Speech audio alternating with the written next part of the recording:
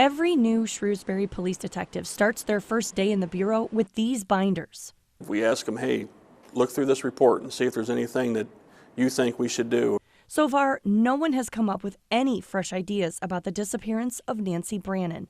The 34-year-old was last seen leaving this building in the 3700 block of Delore in St. Louis on November 25, 1986. Back then, it was the Halftime Saloon. She was alone and driving a gold 1984 Dodge Charger, similar to this one. Shrewsbury isn't that large of a community. No. How many cold cases do you have? She would be the only one. Police found her car parked outside this Shrewsbury apartment complex where she lived. It was locked. A neighbor found her purse stashed underneath a nearby bush. Everything was in it: credit cards, cash, car keys, and a prescription for birth control filled that same day. How suspicious is this? That's very suspicious. All the leads dried up and there was no other place to go. I try to think what the family is thinking. The family has been thinking about her for nearly 4 decades. Even though it's been 37 years, the holidays are still difficult. Very difficult. Melissa Doss and Lindsay Adams are Nancy Brannon's nieces.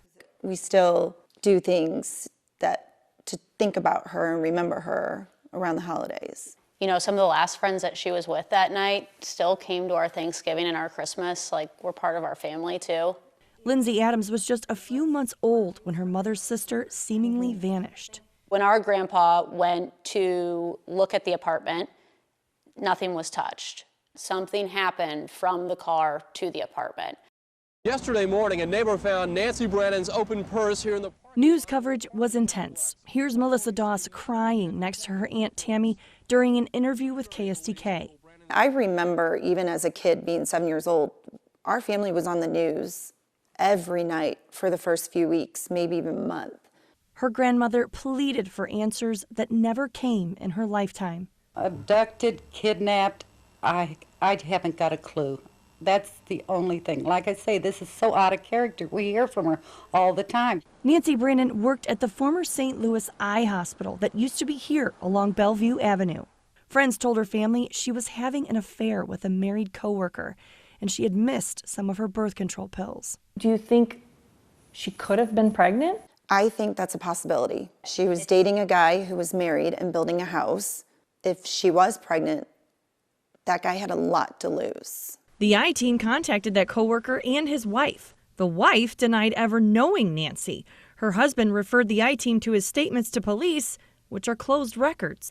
Lieutenant Malugin says the coworker in question had an alibi for the night Nancy disappeared. He was home with his wife.